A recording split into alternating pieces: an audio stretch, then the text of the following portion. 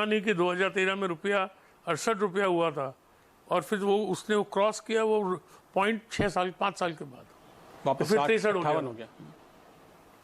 तो रुपया वापस 71, 72, 70 भी हो सकता है। और आपने जो ऑयल की बात की, ग्लोबली चूंकि इस समय हम ये कहते हैं कि ऑयल पॉलिटिक्स ज़्यादा है, इकोनॉमिक्स कम है, और जिस तरह से ईरान के ऊपर रोक लगाई गई है, जिस तरह से आप कह सकते हैं कि ग्लोबल जो पॉलिटिकल एनवायरनमेंट है वो थोड़ा गर्म बना हुआ है, तो ऑयल में अब गिरावट आएगी, ये व्यू आपका किस वजह से आ रहा है, थोड़ा अगर समझाएं।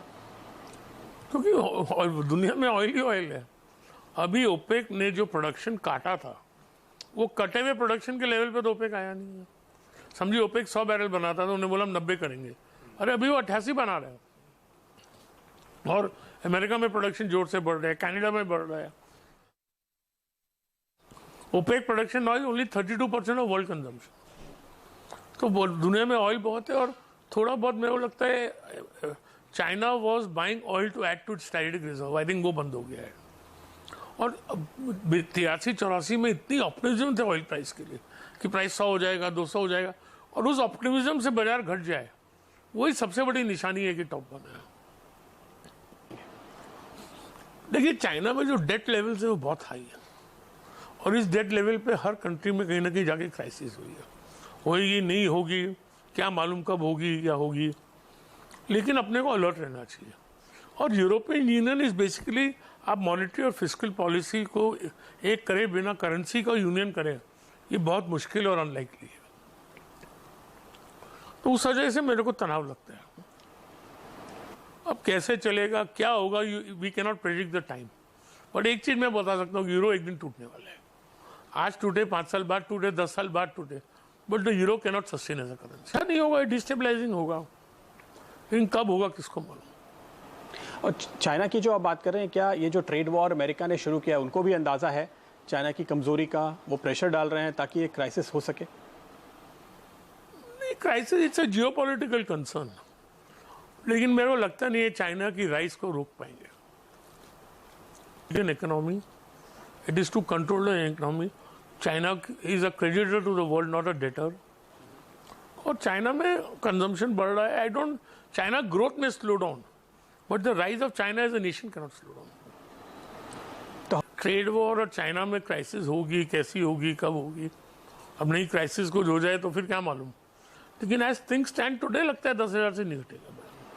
और आप कह रहे हैं कि 11 के ऊपर भी नहीं, तो रेंज बनाएगा ना। और देयर इज अनसर्टेनिटी आल्सो है इलेक्शन की, चाइना की, यूरो की, हर चीज की, ग्रोथ की। अपनी ग्रोथ की आप बात करें? हाँ, मतलब whether 8% will be sustained, not sustained।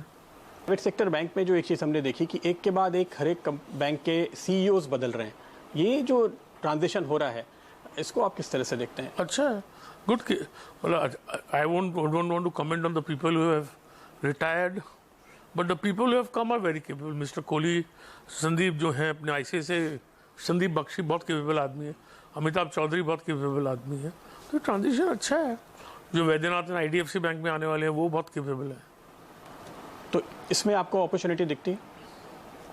Sir मुझे क्या, मैं नहीं बताने, कोई शेयर का कुछ बात नहीं करना सर। शेयर पे तो बिल्कुल भी नहीं है, तो मैं ये बोल रहा हूँ ना, बैंक में हाँ अपॉर्चुनिटी है, वो सब आप देखिए अपने फाइनेंशियल कंसल्टेंट को पूछिए। तो आपको इस समय सबसे बेहतर मौके कहाँ नजर आते हैं? सिर्फ आप थीम के लिहाज से लगता है, फार्मा में लगता है, इंफ्रास्ट्रक्चर में लगता है। इंफ्रास्ट्रक्चर से इनफैक्ट बहुत अच्छे रिटर्न नहीं आए हैं। अब आपको लगता है कि वो लगता है आएंगे नेक्स्ट 2-3 ईयर्स?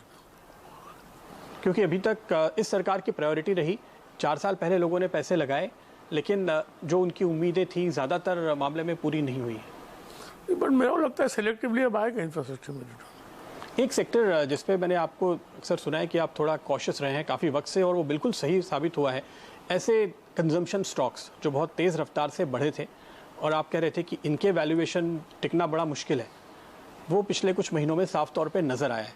ये अभी तक की फेवरेट थीम रही है, अब आपको क्या लगता है?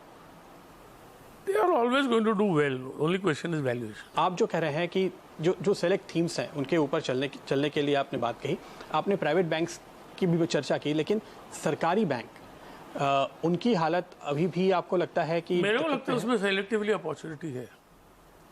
मेरे को जो 2-3 साल तक लगता था कि भाई इनमें कोई भी पब्लिक सेक्टर बैंक नहीं लेने का, अब उसके बारे में मोदी जी आएंगे तो सेलेक्टिवली जरूर अपॉर्चुनिटी पब्लिक सेक्टर बेचेंगे। बड़ा चेंज हुआ था सर, वो ये कि छोटे निवेशक बड़े पैमाने पर बाजार में पैसे लगाते रहे, वो एफआईआईज के बेचने से डरे नहीं।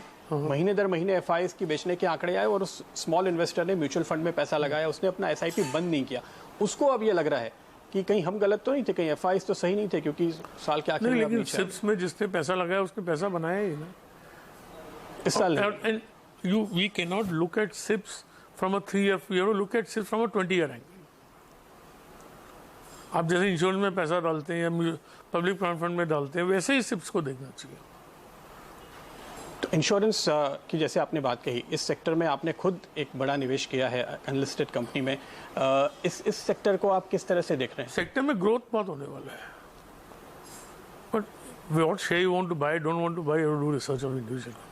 तो जो लोग आज अपना पोर्टफोलियो एक लंबी अवधि के लिहाज से बनाना चाहते हैं, उनके लिए आपको लगता है ये एक सही सेक्टर है जिसमें उनको पैसे लगाने चाहिए? ये सेक्टर का ग्रोथ होने वाला है, इसमें पैसा लगाना है नहीं लगाना आप खुद एग्जामिन करके देखिए। ग्रोथ होगा इतना मैं बता सकता हूँ, बोल सकता हूँ।